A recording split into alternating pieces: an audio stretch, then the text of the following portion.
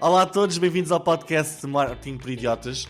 Neste episódio temos na ementa o Facebook e o Instagram vão passar a ser pagos, a atribuição versus medição, qual o caminho e finalmente as novas diretrizes da Google. Estão aqui para baralhar ou existe alguma estratégia por trás? Para ficarem a saber tudo sobre estes temas e as novidades de marketing desta semana, já sabem, deixem-se ficar por aí.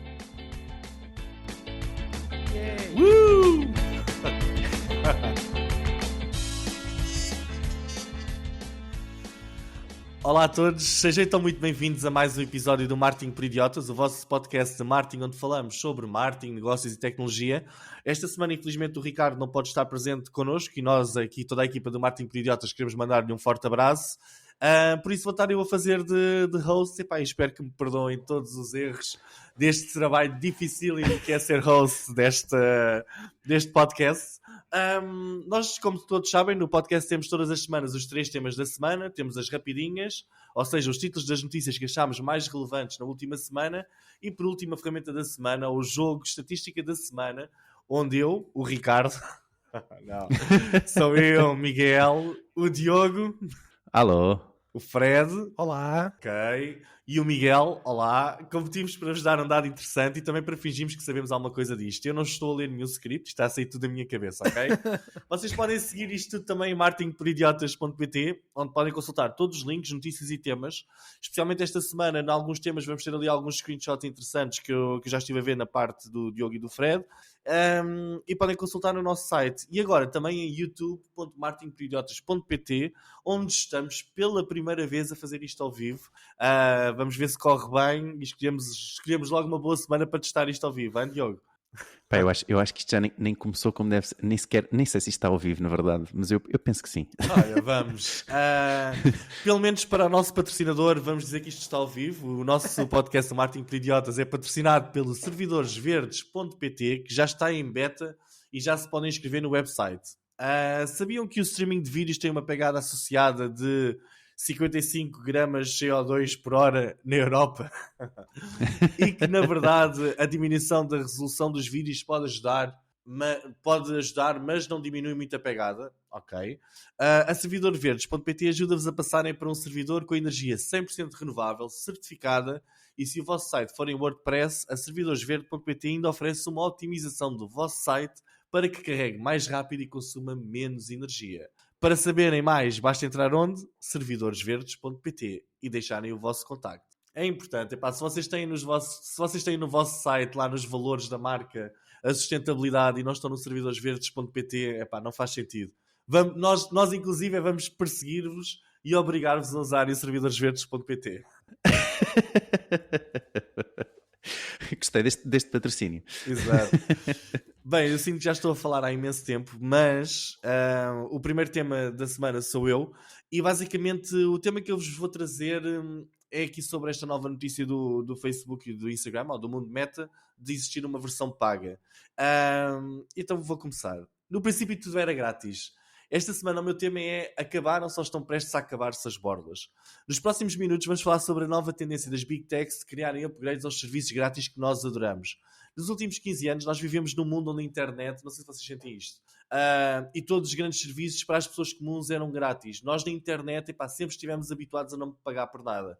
Nós vivemos numa era de um bar aberto em que usufruímos de serviços incríveis e começámos a acreditar que éramos donos destes serviços. E principalmente o pessoal do Twitter passou a acreditar que era dono daquilo, não é? E agora depararam-se com a realidade que afinal não são. Mas a realidade é que neste mundo nada é grátis e já se tornou parte da cultura popular que nós pagamos os serviços como o Facebook, o Instagram, o Google, TikTok, etc., com os nossos dados. Mas eu vou revelar aqui pela primeira vez e em primeira mão no Marketing por Idiotas que nós não estamos a pagar nada com os nossos dados, ok? Nós pagamos com as compras que fazemos que foram influenciadas pelos anúncios que vimos nas redes sociais e nos motores de busca. E isto é que é a verdade. Quem paga as nossas contas são as empresas e os anunciantes que querem mais vendas e que por isso investem em publicidade nestes canais. Obviamente, esperando ter um retorno em vendas que compensa o investimento.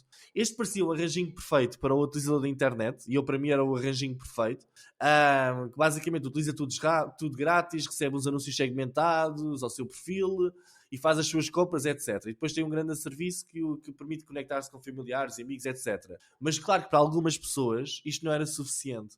pessoas como o Diogo, eu presto a tua especial atenção nesta parte, É incrível. acreditam que tudo tem de ser realmente grátis. Ou seja, por isso instalam bloqueadores de anúncios e de cookies, rejeitam as políticas de cookies e lutam ativamente para terem sempre tudo à borla. Se há uma coisa que sabemos neste mundo é que não há almoços grátis. Há uns bons podcasts atrás, eu anunciei que um dia o Facebook e o Instagram seriam pagos. Isto foi na altura em que foi o update do iOS 14.5. O Mark Zuckerberg devia estar um pouco atrasado a ouvir o podcast e só agora é que lhe chegou às mãos a versão em inglês.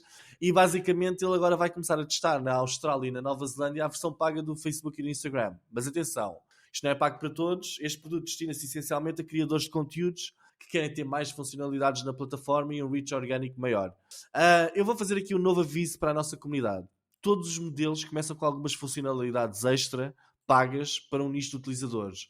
Mas o que acontece ao final do tempo é o alargamento de pacotes pagos a outros utilizadores mais comuns, fazendo com que a experiência grátis seja apenas uma pequena visão ou entrada muito limitada na plataforma. Eu sinto que nós estamos neste momento num grande momento de mudança relativamente à utilização da internet. A internet no princípio era ninguém pagava nada e ninguém dava valor a nada. Não pagávamos MP3, vídeos, notícias, streaming, redes sociais e tudo isso. Tudo e mais alguma coisa. Agora aos poucos estamos a ser habituados a pagar pequenas subscrições pelos serviços que gostamos. E na minha perspectiva, eu acho que isto é bastante justo mesmo. O ChatGPT foi lançado e de seguida veio a versão premium. O próprio Netflix, que sempre foi pago, mas altamente partilhado por burlões e por ladrões como o Diogo, começou a limitar as partilhas grátis das contas. Já foste afetado, Diogo? Acho que sim.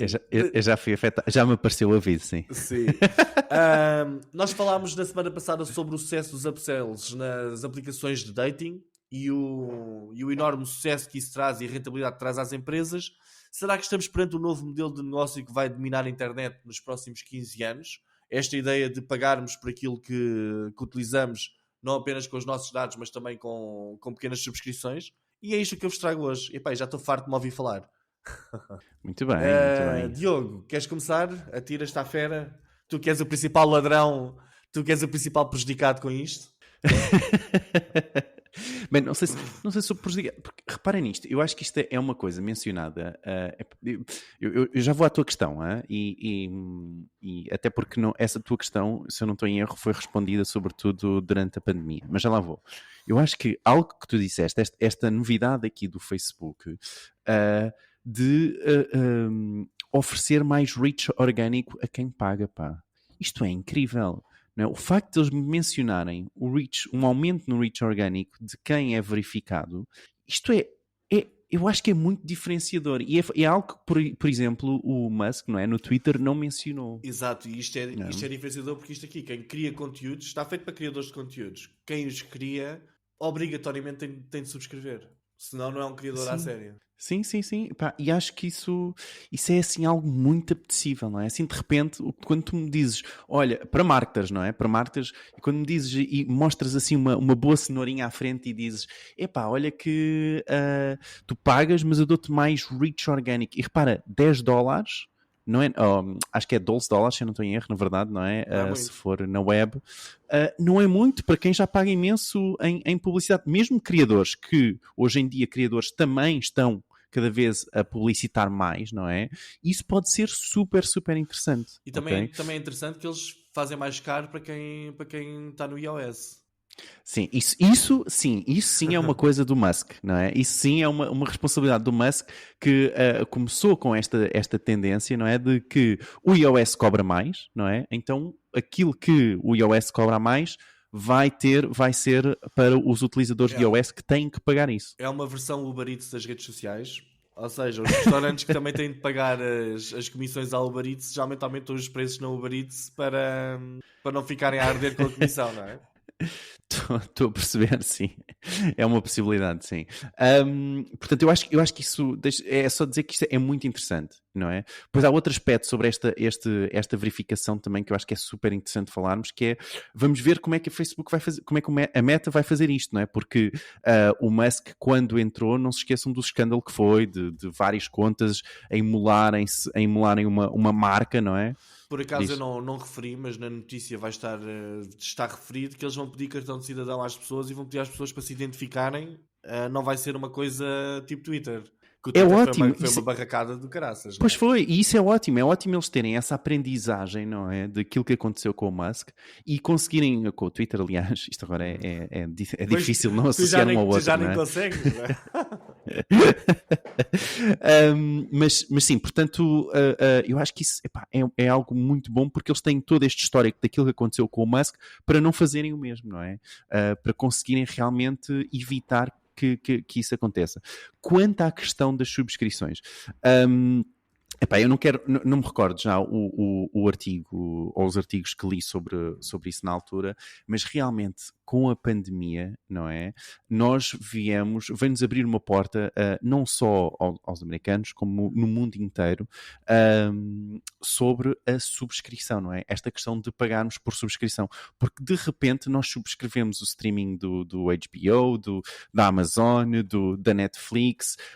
Lembrem-se, a Netflix disparou o número de utilizadores, não é? Que é agora estamos em casa, vamos ter que consumir, e as pessoas começaram a pagar por esse consumo. Eu pelo menos não sei se vocês tinham este hábito, mas eu anteriormente, antes ao Netflix, eu fazia downloads, não fazia. Como é que eu ia dispor isto que não seja legalmente? Diz a verdade. Tu fazias streaming em sites manhosos. Exato, obrigado, Miguel. O que eu fazia era ir a sites manhosos, não é? Eu não fazia downloads de nada. Eu ia a sites manhosos e ia fazer streaming de filmes e séries e etc. E de repente a Netflix veio mudar muito isso, não é? E eu acho que este hábito de repente começámos a pagar sobre aquilo que consumimos era algo que não estava, por exemplo, eu penso que não estava tanto nos portugueses, e que com a pandemia de repente começou-nos a abrir todas essas portas, não é? Às portas da subscrição. O Uber Eats também era a subscrição, de adicionarmos o cartão de crédito e encomendarmos as coisas, não é? Habituámos-nos, não é? Habituámos-nos, e eu acho que nós estamos a ver cada vez mais o resultado dessa habituação que aconteceu durante a pandemia. Eu por acaso acho que em Portugal o que foi altamente impulsionador disto tudo foi o MBWay e o MBNet. Ou seja, a possibilidade de um português normal criar cartões de crédito, que era uma coisa que antes ou ias ao banco e criavas um cartão de crédito, né? Tinhas o cartão de crédito, agora isto tudo literalmente faz as subscrições todas com o telemóvel. Isso é espetacular. Não é? Mas sim, muito bem. Fred, qual é a tua opinião sobre isto? Tu és daqueles que tem tudo à borla ou que vai pagando de vez em quando? Eu tento sempre não pagar. Isto na realidade eu trouxe-vos para uma armadilha. Não, eu percebo, sim. As minhas formações, tipicamente eu dou sempre recomendações de como não pagar, começando com ferramentas gratuitas. E à medida que o negócio vai evoluindo, então a pessoa vai subindo escadas e vai comprando ferramentas que façam sentido para elas. A propósito de ferramentas, eu em 2020, quando foi o primeiro lockdown, eu fiz um curso de 6 horas gratuito na internet, que foi no YouTube durante muito tempo, chamado Martech. Chama Martech Ferramentas de Marketing, que era para ensinar gestores e profissionais de marketing a como selecionar as melhores ferramentas. E tinha matrizes, tinha plataformas, recomendações, portanto fiquei bem expedito nesse tópico. Mas tu trazes um tema interessante, que é se realmente nós não estamos a ir para uma sociedade onde o modelo de subscrição será mais contínuo. Eu lembrei-me de um livro que li há, não sei se 2 anos e meio, eu vou aqui apontar para a câmara, mas vou verbalizar para quem está a ouvir em podcast, que se chama The End of Membership as We Know It. O autor é a Sarah Sladek. É um livro vermelho. Mas que é precisamente sobre este tópico, não porque as subscrições estão a acabar, mas precisamente pelo contrário. É um modelo cada vez mais frequente. E o Diogo fez aqui um ótimo histórico sobre algumas coisas que têm acontecido e evoluído em relação à subscrição. Eu queria vou aqui dar 2 notas, portanto, vou acrescentar mais 2 ou 3 e reforçar mais umas e dizer-vos o seguinte: mesmo que não seja um modelo de subscrição, nós até estamos, é preciso talvez recordar até aos nossos ouvintes ou aos espectadores que as próprias plataformas criam modelos para conseguir atrair os curiosos para depois para o modelo pago. Exemplo rápido, por exemplo, o TikTok lançou agora esta semana o fundo TikTok Creator e já tinha antigamente o fundo TikTok Creativity, que no fundo é ensinar para desbloquear oportunidades, ajudar os criadores a rentabilizar o seu conteúdo, mas depois tem como objetivo dizer assim: olha, estás a ver isto? Gostaste? Então, olha, temos aqui um plano de subscrição chamado TikTok Pro, que existe. O TikTok Pro, que é um serviço que oferece aos utilizadores relatórios de desempenho, de conta, de análise de insights, só tem mais coisas e a pessoa pode ir passar para onde patamar a pagar. O Miguel, no princípio do conteúdo, do tema que trouxe, já falou do Twitter Blue e a propósito do diferencial. Quer dizer, há umas coisas num e outras no outro. Neste caso, o Diogo valorizou o reach, não é? Que é um fator diferenciador no caso da oferta da Meta. No caso do Twitter, são os recursos adicionais. Quer dizer, a capacidade de editar os tweets, que hoje quem não tem a versão paga não pode fazê-lo, ou apagar. Quer dizer, não é o editar e outras funções. O YouTube tem o YouTube Premium, também é um serviço pago que remove os anúncios de vídeos. Portanto, é isso. Ou seja, no fundo, só estou a alimentar aquilo que é hoje uma certeza. As plataformas perceberam o seguinte, e a propósito do último tópico: onde é que nós ganhamos mais dinheiro? É com publicidade? Não. A publicidade dá muito dinheiro, mas é muito volátil. E viu-se isto com a compra do Twitter. 44 mil milhões e depois os anunciantes, espera lá, deixa-me ir embora, que isto está a ficar aqui um descalabro. Então, qual é que é a solução? Fazer uma proposta de valor semelhante às aplicações de dating, que é, onde é que está o valor acrescentado? É nos utilizadores que cá estão. São esses utilizadores que cá estão que vão alimentar financeiramente a plataforma. Então o que é que vamos fazer? Vamos retirar features, vamos retirar funcionalidades, ou então vamos dizer que isto agora pertence a uma nova funcionalidade. Um exemplo rápido. A propósito da minha experiência do chat GTP Plus, eu comentava em off com o Diogo e com o Miguel que eu já acho surreal estar a pagar 20 euros, e eu paguei pela experiência, para que a plataforma não vá abaixo. Porque essa é que é a grande função. A grande função é: estás a pagar, que é para poderes usar a ferramenta. Não é? Isto não vai abaixo se tu pagares. Ou seja, repara, este é o grau 0. Depois temos os graus de... E mesmo assim vai abaixo. E mesmo assim vai abaixo. Estou farto de reportar no meu grupo de marketing por idiotas, print screens. Ainda hoje de manhã estava tudo em baixo. O OpenAI e o ChatGPT. Isto para quem está a pagar. Mas enfim, isto também acontece com outras ferramentas. Só para fechar, dizer o seguinte. As subscrições da internet, e este é pegando aqui numa frase que o Diogo disse há bocadinho, podem trazer vários problemas, realmente. Para já, a falta de controle. É logo um primeiro problema, porque a pessoa paga aqui, paga acolá, e depois, às tantas, perde-se na quantidade de vezes que está subscrito, já não sabe se é mensal, se é anual, e às vezes pode haver aqui um pouco de falta de controle. E a segunda, ou quantas vezes subscreveu. E a outra, é assim, não é um tema que nós vamos desenvolver já, mas, na verdade, não podemos deixar de refletir, que é a privacidade. Ora bem, porquê a privacidade? Estimadas e estimadas, não sei se já vos aconteceu, mas quantas vezes é que eu já não recebi um e-mail a dizer que X plataforma foi pirateada? Ainda ontem recebi um e-mail da Mailship, do Mailship, a dizer: pedimos desculpa, mas os seus dados foram corrompidos, precisamos que altere a password. E eu, Mailship, ou seja, há empresas grandes que nós... Não, aquilo é segura. Está segura? Não. Portanto, há aqui muitas alterações. Só para vos dizer uma última que vi há bocadinho. A Microsoft implementou novas alterações no chat de Bing e disse assim: amigos, estavam a ver tudo era à vontade, era bar aberto para toda a gente. Acabou o bar aberto. Agora vamos estabelecer um limite de 50 comandos por dia. Pronto. Que é o quê? Queres mais? Paga. Portanto, está tudo nesse modelo, e acho que é isso que estavas a dizer, Miguel. Isto só vai evoluir. Sim. Eu há pouco, só para acabar aqui o meu comentário, eu tinha dito que eu não sou a favor das coisas serem à borla, e quero explicar porquê. As coisas à borla não são à borla, estão a ser sustentadas pelo grande capital, ok? Pelos grandes investimentos que estas empresas têm e a capacidade financeira que têm para que as coisas sejam à borla. O não ser à borla dá oportunidade a pequenas empresas ou a players mais pequenos de entrarem no mercado e serem também competitivos, ok? E dá a possibilidade a uma transparência, não é? Dá a possibilidade a que a empresa possa ser transparente sobre aquilo que faz, com os dados, como é que os utiliza, etc. Isso é uma oportunidade que depois pode estar ali limitada caso exista, por exemplo, a venda ou o negociar dessa informação. Mas imagina o seguinte, se o Bing dá para 50 comandos por dia e depois a partir daí é pago, pode permitir a outra empresa que também tem um modelo semelhante de 50 ou 100 comandos por dia, ou o que é, mas haja algum dinheiro a entrar, não é? Uma coisa é o serviço ser totalmente grátis e simplesmente não deixar a entrada de outros players, porque os outros players não têm capital para investir e existir, não é? Mas não vamos alongar este tema. Fred, desculpa, querias terminar alguma coisa? Sim, queria só acrescentar Estavam a ser demasiado otimistas. Sim, porque é assim, há vários serviços que oferecem subscrições gratuitas e o gratuito tem a grande vantagem de tu poderes experimentar. E chamamos do gratuito e vamos aqui incluir também os trials, ok? Mas o diferencial não está no preço, porque repara, tu tens um preço e uma outra empresa aparece com um preço mais baixo fazendo um dumping, porque consegue suportar financeiramente a sua estrutura através de investidores ou seja, com preços baixos, margens baixas. Repare, as margens do retalho, já falámos disso no episódio, andam os 2% e os 4%. Portanto, com margens tão baixas, o que é que significa quando aparece uma outra marca com preço mais baixo, acaba por comprometer o teu negócio que está ali, que se calhar não tem a mesma capacidade financeira. E já falámos aqui também, noutros episódios, a Amazon demorou mais de 10 anos para gerar lucro. Para isso acontecer, ou seja, para ter preços baixos, acabou por arrebentar um conjunto de outras empresas.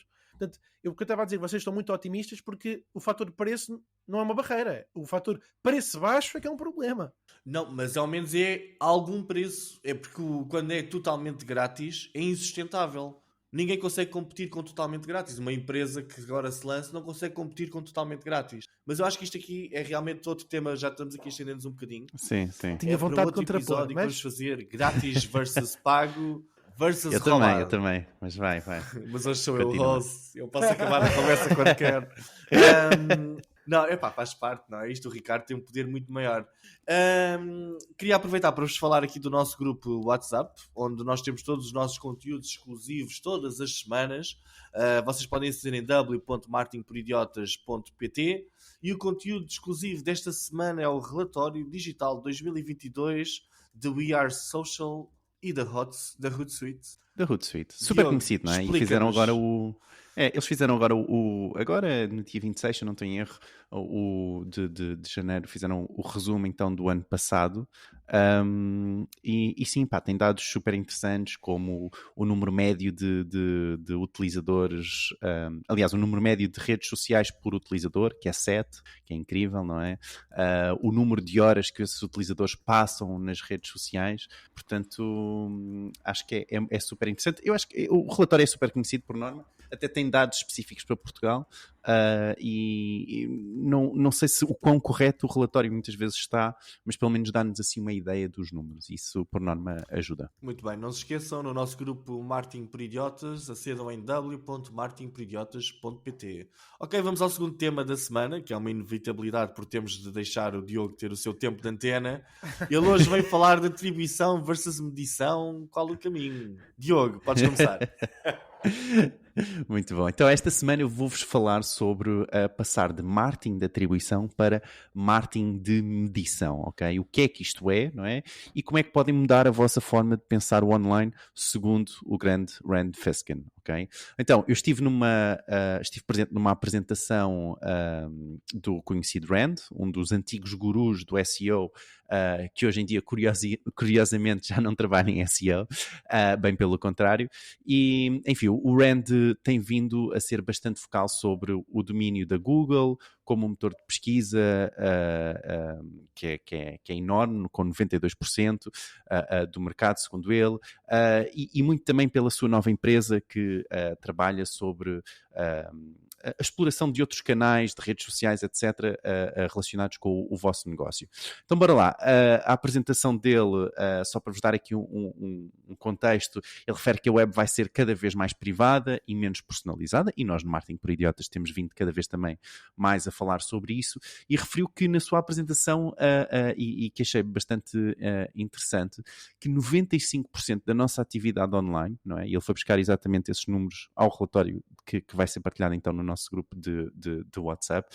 E não se esqueçam só de adicionar que o nosso grupo de WhatsApp tem todos os outros relatórios partilhados anteriormente, vocês têm acesso a toda essa base de dados organizadinha. Mas ele referiu então este ponto, que é 95% da nossa atividade online ser orgânica, então segundo a We Are Social e a Hootsuite, e são quase 7 horas do nosso dia, ok? Ou seja, quando ele diz orgânica, quer dizer que não estamos a comprar ou não estamos a consumir nada para lá do conteúdo, de redes, seja em redes sociais, seja em websites. Ou seja, 95% é à borla. Ou seja, estamos Exatamente. só a consumir, não estamos a dar nenhum. Ok. Sim, mas o ponto dele é contra isto, que é no sentido em que, segundo ele, 90% do budget das empresas, contudo, ok, é gasto em publicidade e não na criação desses conteúdos orgânicos, por exemplo. Ok? Portanto, ele faz esse contraponto. Ou seja, o que ele quer dizer, penso eu, é num exemplo assim muito simples para perceberem, nós como uma marca gastamos se calhar 10 euros na criação de um post no Canva, imaginem, vocês pagam o Canva 10, não sei quanto é que é o Canva, enfim, mas pagamos, imaginem, 10 euros por cada publicação a uma agência, não sei, mas depois somos capazes de estar a pagar 90 euros na promoção desse post. Estou a perceber a ideia, portanto é mais ou menos esse 10% mas 90%. quando eu trabalhei numa agência de meios de publicidade, geralmente também já se dizia isso sobre os modelos tradicionais como televisão, etc. Que gasta-se 20%, à volta de 20% na produção da criatividade e os outros 80% para a publicidade paga, não é? Para a distribuição. Dessa criatividade. Sim, mas isso é um pouco diferente, não é? Porque essa criatividade não é consumida organicamente. Estás a perceber? Essa criatividade, não é? A criação desse anúncio, por exemplo, não é consumida organicamente. Estás a perceber? E o que ele está aqui a dizer é que os utilizadores consomem, não é, conteúdo orgânico. Não é? 90% das vezes, não é? 90% do seu conteúdo, quanto é que era? 95%, acho eu, do conteúdo é atividade orgânica, não é? Portanto, não é sobre conteúdo pago. E a ideia é essa, é que essa proporção é muito diferente, não é? Certo. Entre aquilo que as marcas pagam, que é 90% tudo em publicidade e só 10% na criação de conteúdos, por exemplo, ok? Portanto, ele refere que, como marcas, se olharmos para a medição em vez de atribuição, ok? Podemos investir muito mais em canais que não consigamos medir para não ficarmos agarrados só àqueles números de atribuir uma conversão ao canal, ao Facebook, ou uma conversão ao TikTok, ou o que for. Isto porquê? Porque, segundo o Rand, a atribuição orgânica está cada vez mais a desaparecer. Não é que ela não exista, ou seja, é possível. Hoje em dia nós sabemos que o utilizador veio do LinkedIn organicamente para um conteúdo que nós produzimos ou do Facebook, mas ele diz isto porque cada vez mais as plataformas de social media, não é? Num conceito ao qual ele chama o Zero Click Content, estão a beneficiar, não é? Dão primazia ao conteúdo que os utilizadores criam e que mantém o utilizador dentro da plataforma, não é? Portanto, e nós sabemos um pouco disto, não é? Aquele exemplo muito claro que eu acho que toda a gente percebe, e se calhar aqui o Fred consegue me ajudar, não é? Aqueles posts de LinkedIn que nós vemos e que muitas vezes tem um link, não é no post, mas nos comentários, não é, Fred? Tu costumas fazer isto, não? Sim. É assim, é um tema muitas vezes falado com colegas de trabalho, mas quando uma pessoa publica num post no LinkedIn, existe uma estratégia tipicamente por trás, que é para atrair mais cliques para o conteúdo que foi publicado, tipicamente coloca-se o tal link para um site externo para que as pessoas possam obter mais informações sobre o assunto. Eu lembro de ver um estudo da HubSpot que dizia que um link no primeiro comentário tinha em média 24% mais cliques do que aqueles que não têm. E além disso, concluiu-se que o primeiro comentário acabava por gerar uma percepção para a rede social de que tinha interação, engagement, e por isso, também nesse estudo, que eu lembro de recordar, falava-se 35% mais comentários do que aqueles que não têm nada escrito no primeiro comentário. Sim, ele fala também da exposição, não é? A questão de as próprias plataformas, não é? Beneficiarem o conteúdo, seja vídeos, seja fotos, dentro da plataforma, não é? Que não levem o utilizador para fora da plataforma, não é? Se nós publicarmos simplesmente um link, não é? Se nós, por exemplo, agora, eu recordo que eu, por exemplo, publico o link do nosso podcast, não é? E o que, segundo o estudo que ele também acaba por falar, e depois deixo alguns dos slides também em marketingporidiotas.pt, é que os link posts, não é? Os chamados link posts, acabam por normalmente ter menos alcance orgânico do que os posts de imagem, vídeos, artigos, etc. Okay? Portanto, por exemplo, utilizando esta técnica de deixar o link no comentário, que o Fred estava aqui a mencionar também, acaba por trazer grande vantagem porque o post em si não é um link. Mas será que eles já não estão a começar... Digo eu, não é? Eles também não são parvos. Eles começam a perceber que essa tática existe. Será que isso ainda está atual? Ou seja, será que ainda funciona muito bem essa tática, ou eles também começam a cortar o reach orgânico do post porque foi feito ali aquele... Eu pelo menos cortava. Sim, não sabe, na verdade, é uma boa questão. Bem, isto para dizer o quê? Que isto é um exemplo de algo que, por exemplo, as plataformas de anúncio não têm problemas, não é? Porque as plataformas de anúncio conseguem dar-nos rapidamente uma atribuição. E mais, as plataformas de anúncio ultimamente têm criado uma coisa que nós chamamos Implied Attribution, não é? Ou seja, eles medem os cliques e acabam, mesmo que não tenham acesso às conversões, não é? Acabam por inferir, não é? Através de modelos, através de uma modelagem, qual a percentagem de utilizadores que acabaria por converter mediante a conversão normal do site, não é? Então é o que se chama um Implied Attribution. Então, e agora vocês perguntam, não é? Então, mas porquê é que o que é que o Rand faz? Não é? Perguntam vocês. Então, e o que é que o Rand faz? Diz-nos, Diogo. Então, o que ele faz é, na verdade, medir apenas, não é? As chamadas Vanity Metrics, ou em português, as métricas da vaidade. Eu não sei se recordam, mas eu próprio já falei muito sobre isto, que era, vocês não esqueçam as métricas da vaidade, esqueçam o número de likes. Os meus antigos administradores iam adorar ouvir isto. E é isso, ele prefere medir essas métricas de vaidade versus as métricas de atribuição. Isto é que eu acho engraçado. Ou seja, ele tenta aumentar a sua exposição ao máximo e mede apenas a exposição que conseguiu e a taxa de conversão no site. E se estiver tudo a correr bem, okay, os seus esforços deverão estar a trazer mais tráfego, não importa de onde, ok? E uma maior taxa de conversão, porque ele consegue convencer mais pessoas através dessa exposição. E o que ele diz é que isso assim permite-lhe concentrar-se muito mais na exposição e investir em formas de aumentar seja a sua exposição como a qualidade do conteúdo, do que propriamente estar a tentar perceber se deve investir mais num canal A, num canal B, e a ideia dele é muito essa. Enfim, a apresentação é extensa e tem muitos mais dados. Eu vou tentar adicionar aqui o link, eu não sei se era só para utilizadores registados, mas eu vou tentar adicionar um link em marketingporidiotas.pt. E sim, portanto, eu diria que isto é um resumo do essencial. Não corri isto pelo ChatGPT para me fazer um resumo, mas eu presumo que isto é mais ou menos um bom resumo. Mas pronto, queria no fundo falar com vocês. Também não teria a funcionar agora. Bom, pronto. Mas queria perguntar-vos um pouco o que é que vocês pensam desta questão de passarmos, em vez de um modelo de atribuição, não é, para um modelo de exposição ou de medição de exposição de que ele está aqui a sugerir. O que é que vocês pensam? Fred, queres começar tu? Epá, eu arranjei aqui uma metáfora, mas estou um bocado na dúvida. A minha percepção de Diogo é o seguinte: vou fazer aqui, não sei se vou ser bem sucedido, mas o marketing de medição é como um foguete que se lança em direção ao espaço. Uau. Não se preocupe em descobrir quem ou o que permitiu que o foguetão descolasse. Apenas mede a altitude que alcançou e se a viagem foi ou não foi bem sucedida. Foi a minha interpretação do que eu ouvi.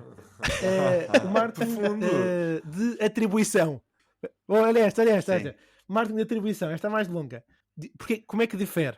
E até difere, parece-me a mim, segundo eu percebi, de forma significativa. Porque é como um avião que voa em direção a um ponto de chegada, onde, neste caso, o piloto não apenas controla o aparelho, mas também observa todos os fatores ao redor. Pode mapear todas as mudanças de direção que levaram à rota, pode quantificar a quantidade de combustível que foi usada para ter aquela altitude. Tentar. Parece-me a mim, eu não sei se agora... Tentar, pois, mas... Esse é o tema dele, não é? Essa é a questão dele, não é? Mas a minha percepção é que com o marketing de atribuição nós não só sabemos onde é que estamos, mas também como é que chegamos lá. Portanto, é aqui que eu tenho um pouco de dúvida se ele está a querer dar mais força à medição ou não. Pois, ele mede os resultados, não é que ele não meça os resultados, não é? O que ele defende é a questão de de retirar o tempo de tentar perceber o que é que realmente está a funcionar por cada canal, e a estratégia dele é espalhar-se por todos, quase, não é? E simplesmente tentar ver como é que estão a acontecer os resultados, em vez de concentrar tempo na tentar perceber se foi pelo canal A, B, C, se foi pelo canal A, B e C, mas depois se calhar está errado porque se calhar o utilizador tinha visto noutro sítio antes, e é isso que ele tenta conversão assistida ou assim, não é? Exatamente, portanto ele nem pensa nisso, não é? Portanto, né? A ideia dele não é pensar nisso, não é focar o tempo nisso. E atenção, para dar aqui um contexto, a empresa dele são 3 trabalhadores, ok? Okay. É grande, mas a empresa dele são 3 trabalhadores no fundo, e então a ideia como não tem tempo para medir, como não tem tempo para atribuir como deve ser, isto faz assim no geral. Bem, não sei se não é só uma questão de tempo, mas sim, é uma questão ali de também lean, de ok, não percas tempo, bora voltar a isto. E nós sabemos que existem muito pequenas e médias empresas, não é? E há empresas que têm o online, que é uma pessoa que está a meter as coisas que está na loja física online, e é essa que faz a gestão, faz tudo, não é? Portanto, nós sabemos como é que é Portugal, portanto, sim, também pode ser um aspecto mais pelo tipo de empresa, não sei. Claro. Desculpa, Fred, não te queria interromper. Ok. Olha, eu antes de fazer o meu comentário, eu queria dar aqui relevo a 2 infographics que o Diogo meteu no artigo, que vocês podem consultar em marketingporidiotas.pt, que a primeira é sobre como as plataformas priorizam o conteúdo nativo. Acho que está mesmo muito interessante e pode ajudar-nos a construir a nossa matriz de conteúdos, as diferentes plataformas, como é que o fazem. E o segundo também acho muito giro, este da estratégia que os diferentes... Como é que nós podemos chamar isto? Os browsers, ad platforms, Google... Sim. Os diferentes stakeholders, como é que eles reagiram a algumas necessidades de outros stakeholders, como o mercado e como os utilizadores, etc. E acho que só isto dava um podcast inteiro.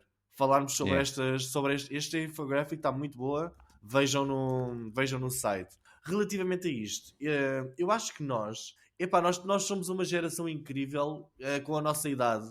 E agora vou ser um pouco mais filosófico, porque nós realmente, é aquilo que o Ricardo diz, nós já vimos a roda rodar. E no marketing digital, esta roda também vai rodando.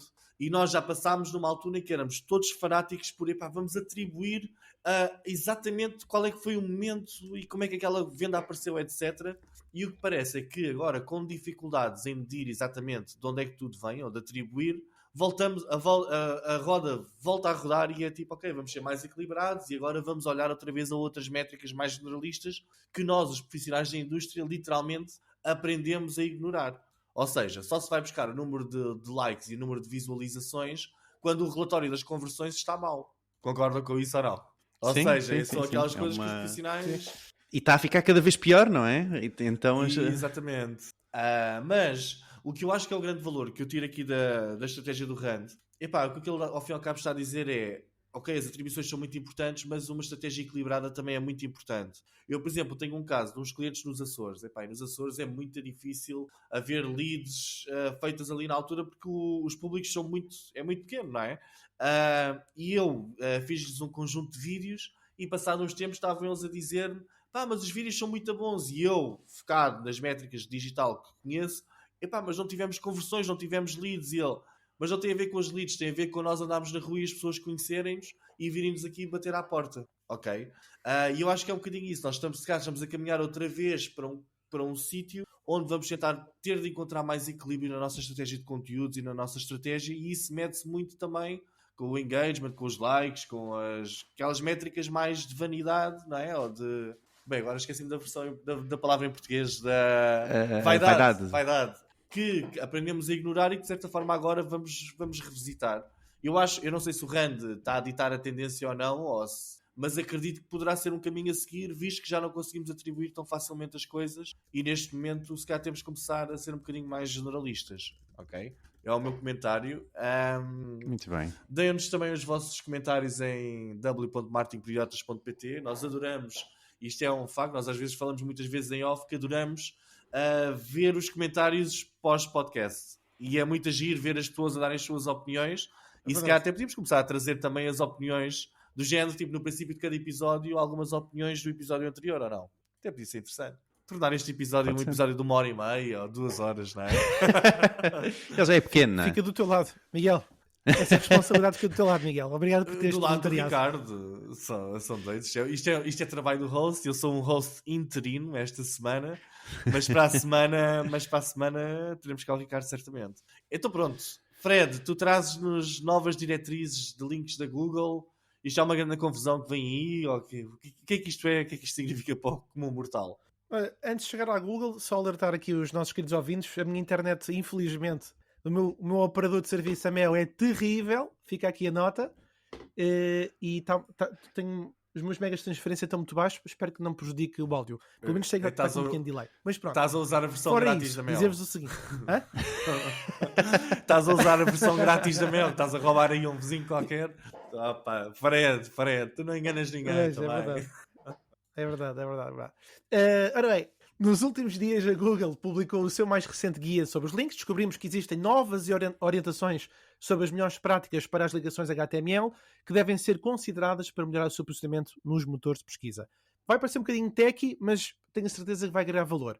Diria mais, se procuram uma forma de melhorar o vosso SEO, Search Engine Optimization, não percam este episódio, este tema do podcast favorito, o vosso podcast favorito, para ter uma visão detalhada sobre estas novas orientações da Google. Ora bem, então a Google publicou uma nova orientação sobre os links, isto é importante, algo que muitos consideram informação relevante por se aproximar daquilo que serão os algoritmos da Google e com as melhores práticas da HTML. Então, os profissionais que trabalham na área do marketing, em especial na otimização dos motores de pesquisa, conhecida, como eu disse há pouco, SEO, tipicamente distinguem duas grandes áreas: SEO on-page e SEO off-page. Para nos ajudar à temática de SEO on-page, temos aqui o especialista convosco em podcast, Diogo Abrantes da Silva, elucida esta audiência sobre o que é isso, o que é que faz. Faz favor.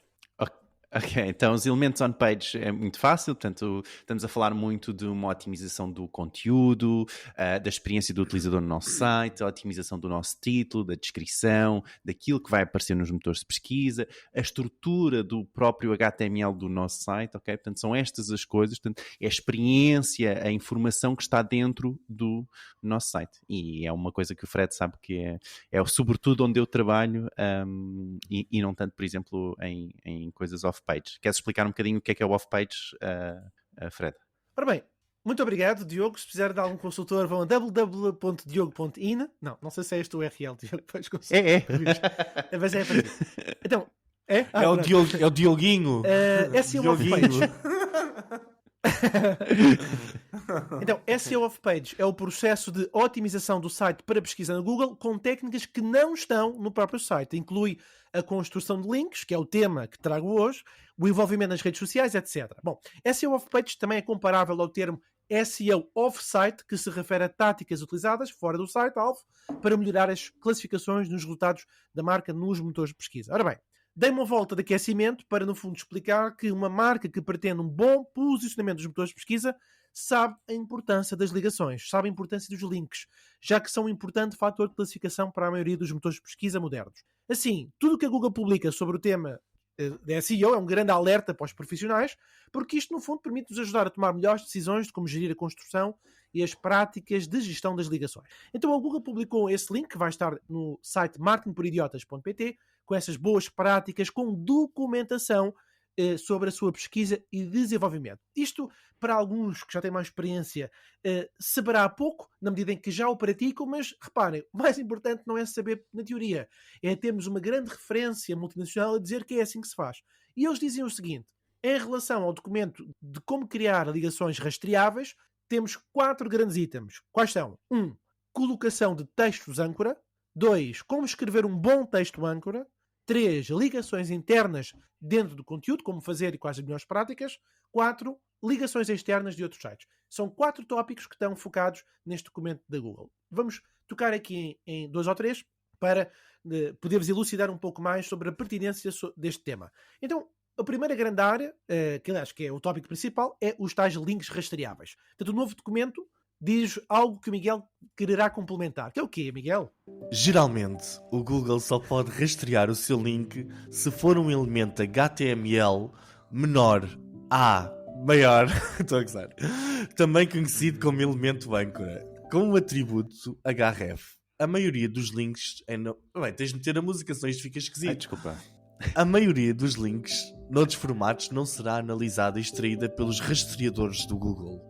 A minha interpretação, Diogo, e caros colegas ouvintes, talvez possam querer, que no fundo é o seguinte: se tiver lá http://www.fredericocarvalho.pt, mas não tiver com o link, não tiver com o botão, ou seja, com aquele sublinhado azul onde a pessoa clica e faz plim e vai do ponto A para o ponto B, a Google não interpreta essa informação. Concordam? Sim, não quer dizer que não interpreta a informação, não interpreta a informação como um link, não é? Atenção. Acho que é isso que como está... um link rastreável, sim. Que é exato. É um bom ponto. Como link rastreável, que é aqui o tópico. Ora bem, um outro exemplo que eles dão, um outro exemplo é o texto âncora, ou neste caso o posicionamento do texto âncora, o Anchor Text Placement, e a Google também tem aqui uma citação interessante para os nossos ouvintes. Vamos fazer aqui outra vez um tag team. Miguel, o que é que a Google diz? O texto âncora, também conhecido como texto do link, é o texto visível de um link. Esse texto informa às pessoas e ao Google algo sobre a página à qual está a vincular. Coloque o texto âncora entre os elementos menor a maior que o Google pretende rastrear. Bom, obrigado, Miguel. Essa tua voz sensual realmente torna muito mais apetitoso este áudio.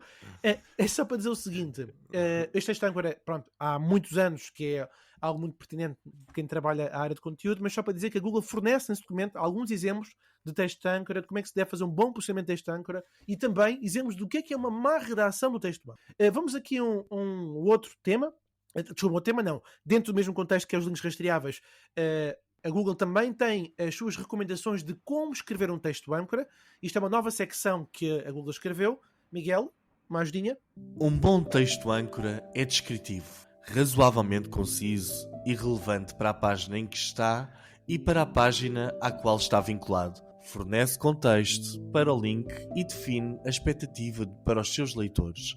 Quanto melhor for o seu texto âncora, mais fácil será para as pessoas navegarem no seu site e para o Google entender sobre o que é a página para a qual está a vincular. Muito obrigado, Miguel. Portanto, a Google também fornece alguns exemplos de bons e maus textos âncora, e vou-vos dizer uma coisa que é muito comum acontecer em muitas pessoas que escrevem conteúdos, como por exemplo sublinhar a palavra aqui, saber mais. Portanto, são tudo coisas que não estão dentro da categoria de escrever bom texto âncora. Em resumo, existem mais 2 tópicos relacionados com este documento da Google, vou só citá-los: ligações internas, que no fundo a Google refere que não existe um número específico de links que a pessoa possa colocar no meio do conteúdo como links internos, portanto, por exemplo, artigo A para outro artigo B, mas dentro do mesmo site. E o último é o tema das ligações externas. E a Google fala sobre o facto das ligações externas atribuírem um fator de confiança, neste caso, quando nós temos sites a ligar uns aos outros, mesmo seja no follow ou de outras áreas, como ligações pagas, tudo isso está dentro deste relatório da Google. Bom, passamos para as perguntas, é porque vocês quererão complementar alguma da informação, e a pergunta é o seguinte: pergunta número 1. Será que as diretrizes, estas novas diretrizes de links para Google, é para casar melhor um bocadinho a teia de aranha, ou seja, as ligações todas da internet, talvez para que as pessoas saibam como consolidar a informação entre si e com isto fortalecer os motores de pesquisa, os resultados dos motores de pesquisa, já que, em comparação, os chats GPT da vida e outras plataformas semelhantes dão informação resumida, muitas vezes sem colocar as citações, sem colocar as fontes, a não ser que nós venhamos a pedir no segundo comando. Pergunta 2.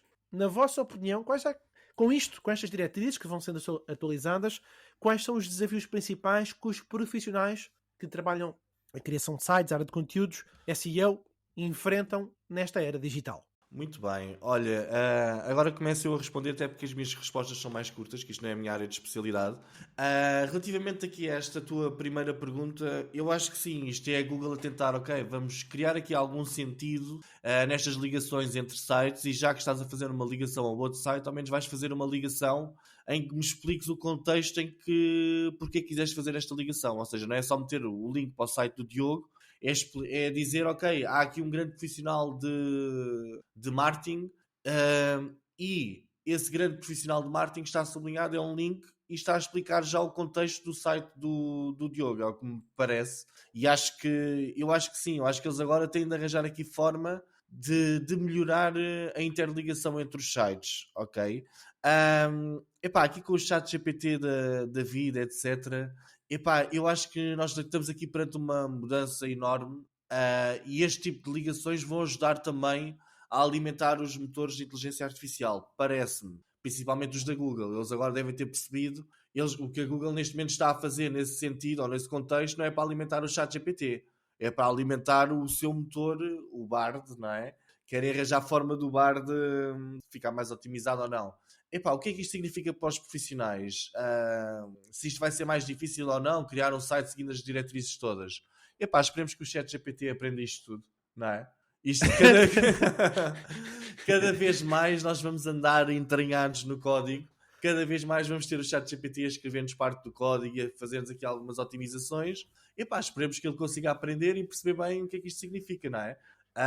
Mas sabes que isso é um bom ponto, Miguel, porque não é só uma questão do ChatGPT a perceber, mas quando estas coisas não são claras, o que não eram há um tempo atrás, e a Google tem vindo cada vez mais a esclarecer, é que isto tem impacto em plataformas gigantes como o Shopify ou como o WordPress, não é? Porque as coisas... Imagina que o Shopify utilizava links todos criados em JavaScript. ok?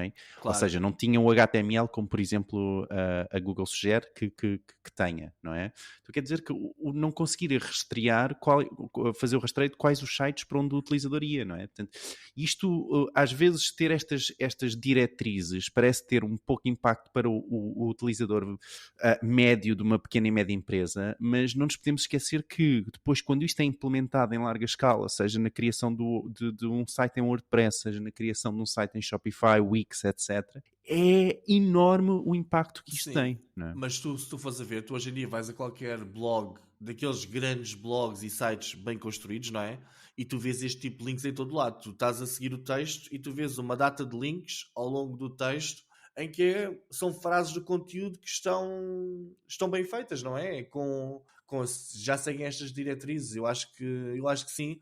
Estas diretrizes eu acho que são uma boa ajuda, que é para o pessoal das empresas mais pequenas começar também a ter aqui alguma hipótese de indexar o conteúdo como deve ser, não é? Que acho que faz sentido. Mas eu não sou especialista nesta área. Eu queria deixar aqui tempo à nossa audiência para ouvirem as vossas preciosas palavras e sábias palavras do Diogo, não é? Diogo, brilha, voa. Como eu tenho dito, não tenho a minha especialidade, é um on-site. E o on-site tem estas coisas, não é? No sentido de termos os links dentro e esses links têm que estar bem estruturados, não é?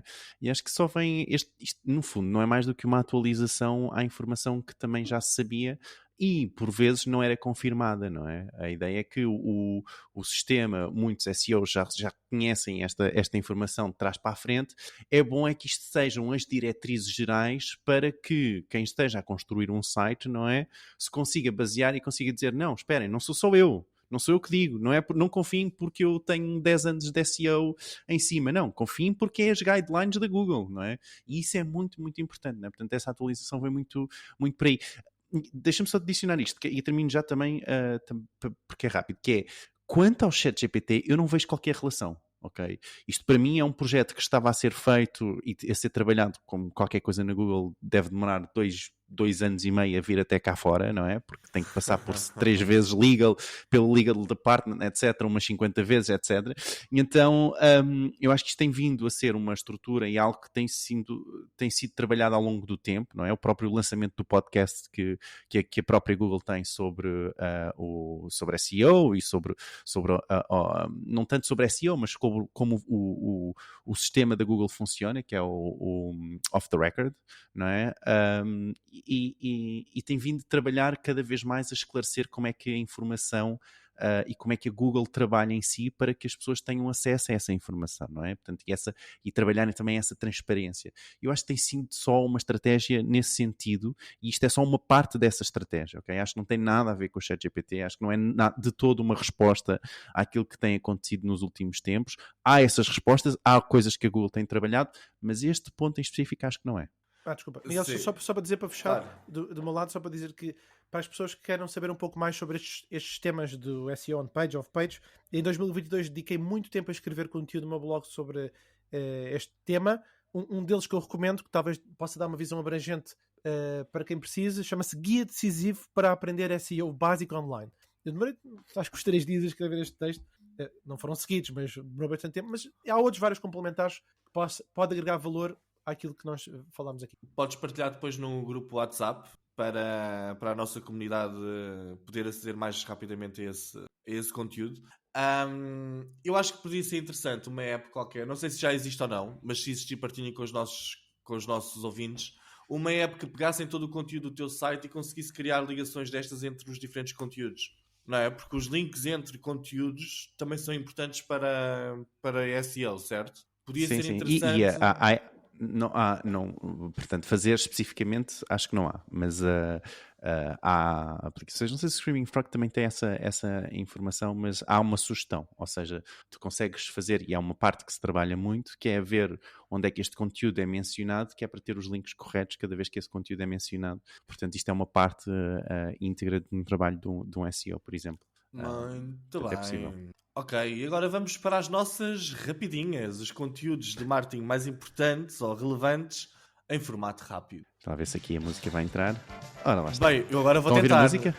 Estamos. Vamos embora. Para lá dos Claro. para lá dos normais anúncios de pesquisa, no novo Bing, a Microsoft anunciou já os seus planos para a próxima geração de anúncios. Ainda no novo Bing, há agora um limite de 50 questões por dia de chat e será lançada uma atualização ainda esta semana que deverá melhorar os resultados. Alguém partiu um copo em marketingporidiotas.pt. A Google lançou o widget para gestores de negócio da Google, o antigo Google My Business, que indica a otimização da informação do seu negócio no motor de pesquisa. Já é possível terem uma conta verificada no Instagram e no Facebook por $12 por mês, mas agora só em contas da Austrália e Nova Zelândia. É verdade, parece que o Mark lançou uma trend, vamos ver o que aparece Musk. por aí. O Musk, eu não consigo ler tão rápido. Para isso, aprenderam alguma coisa? Bora! O Instagram está a lançar a nova funcionalidade de canais, uma espécie de grupos onde não podem responder. O Shopify lançou novos updates que incluem um drag and drop na criação do checkout, one page check, update na velocidade e muito mais. Podem ver todas as atualizações no link que está disponível em marketingporidiotas.pt. Por último e finalmente, o TikTok anuncia 4 novas características. Promote, onde podem escolher levar mais visitas à vossa página TikTok, receber mensagens de potenciais clientes, impulsionar o conteúdo de outros criadores a levar Ainda tens tempo, vai, ainda tenho vai. tempo. Impulsionar o conteúdo de outros criadores e levar o público a uma nova localização. Isto Foi isto perto, aqui. foi perto. Não, este é um trabalho. Eu tiro o meu chapéu ao Diogo. Isto é muito difícil. Ao Diogo, não, ao Ricardo. Isto é difícil fazer isto. Não é Esta fácil. velocidade. E ao Diogo, que ele constrói essa parte. Exatamente. Agora atenção, pessoal, isto pode ter sido brincadeira, mas estão também os links em marketingporidiotas.pt, ok? Para seguirem isto, porque podem não ter percebido tudo. Eu acho que só para comentar aqui uma questão sobre o TikTok, eu acho que estas novas características do Promote podem ser realmente diferenciadoras. Ou seja, o TikTok começa finalmente a profissionalizar-se mais. Não digo finalmente, mas eu digo que a facilitar pelo menos, não é, essa profissionalização das pequenas e médias empresas de conseguirem promover o conteúdo online. Epá, isso é super importante. Não, agora está a evoluir enquanto plataforma, não é? Então, Epá, e esta questão do Shopify, desculpa, deixa-me só adicionar, esta questão do Shopify também foram ótimas atualizações por parte do Shopify, do One Page Checkout, a questão da criação do checkout, onde vocês podem organizar o vosso próprio checkout, ok? Um update na velocidade para os sites do Shopify estão muito mais rápidos neste momento, pá, e nota-se, ok? É uma coisa que até se nota, portanto aconselho mesmo a verem um pouco esses updates que aconteceram. Boa. Fred, querias acrescentar alguma coisa? Eu ia só comentar que, sim, agora a minha filha começou a chorar, mas também sou breve, só para dizer que é engraçado começarmos a perceber que na criação das diferentes redes sociais já começamos a ver um conjunto de parâmetros e funcionalidades que são a base para todos. Refiro-me ao facto de quase todas terem estatísticas para dar uma percepção de segurança ao utilizador. Esta questão da monetização da publicidade também é regular, por exemplo, mas o Promote é um caso curioso, porque o TikTok tinha algo semelhante ao LinkedIn, isto é, os perfis pessoais não tinham a possibilidade de promover os seus conteúdos, o LinkedIn ainda hoje assim permanece, só as páginas de marca é que podem promover, o TikTok também tinha isso, mas agora disse não, agora qualquer um pode promover. Aliás, é uma forma que eles sabem que ganham mais dinheiro, porque, Claro. e que é inteligente. Portanto, não sei se em 2023 veremos ou não uma nova rede social. Nós tivemos a tentativa de arranque da BeReal, mas entretanto depois esmiuçou-se, mas é altamente provável que em 2023 haja um novo hype, sem ser as de inteligência artificial. Veremos se elas vêm com as mesmas bases, as mesmas funcionalidades, o que trará um padrão curioso para quem quer eventualmente no futuro aventurar-se na criação de uma rede social. Cá estaremos para ver. Esta semana, ferramenta ou questão da semana, vamos falar sobre o ChatSonic. Quem é que se agarra? ChatSonic é aí com o Fred, que ele é que... Não sei, foi... acho que tu tinhas falado... Não, Fred. Não estavas preparado? Não, Querem... Sem pressão. Sim, sim. Estamos live, mas sem pressão. Se vocês colocarem na Google qual é que é o melhor chat conversacional do que o chat GPT, a própria... Alguém já escreveu sobre isso, certamente, mas já há vários artigos que dizem que o ChatSonic é ligeiramente melhor. As vantagens estão fundamentalmente relacionadas com rapidez e velocidade. Desculpa, rapidez e velocidade, é a mesma coisa. Rapidez e atualização da informação. Porque no ChatGPT parou em setembro de 2021 e no ChatSonic ele vai recolher informação aos motores de pesquisa. E, portanto, é algo interessante. Um dos convidados que teremos no nosso podcast no futuro irá falar sobre isto, que nós estamos em conversações sobre este tema, para trazer, porque o Chat Sonic pertence à ferramenta Write Sonic. Eu hoje queria experimentar o Jasper AI, mas o Jasper AI diz assim, amigo, se quiseres experimentar, pagas primeiro e depois brincas. E o Chat Sonic não, qualquer pessoa deve estar a pensar... pode experimentar gratuitamente. E Miguel, tu já sabes que eu quero... Exato. Eu gosto muito de primeiro experimentar e depois pagar, se gostar. Mas isso sou eu. Está bem. Ainda estou à espera que crise a tua página no Bubble Leads. Ok. Já agora só uma outra coisa, que é... eu hoje comentava com a malta do podcast um pequeno detalhe, que é, realmente hoje o OpenAI e o ChatGPT estiveram em baixo, e é curioso pensarmos que todas as ferramentas à volta que vão lá buscar informação também estavam em baixo. O Chat Sonic estava em baixo, o Jasper AI não cheguei a testar, mas era prova que não funcionasse. Portanto, aqui é que realmente, e estamos todos muito curiosos para saber que outras plataformas com a mesma robustez de resposta, e a Google será uma delas, como é que elas podem ser uma real alternativa quando estas situações acontecem. Já se começa a falar na indústria de um motor, por exemplo, o Jasper, não utilizar só o OpenAI, utilizar todas as ferramentas disponíveis, e se uma estiver em baixo vai utilizar a outra, etc, e adaptar-se um bocadinho ao contexto.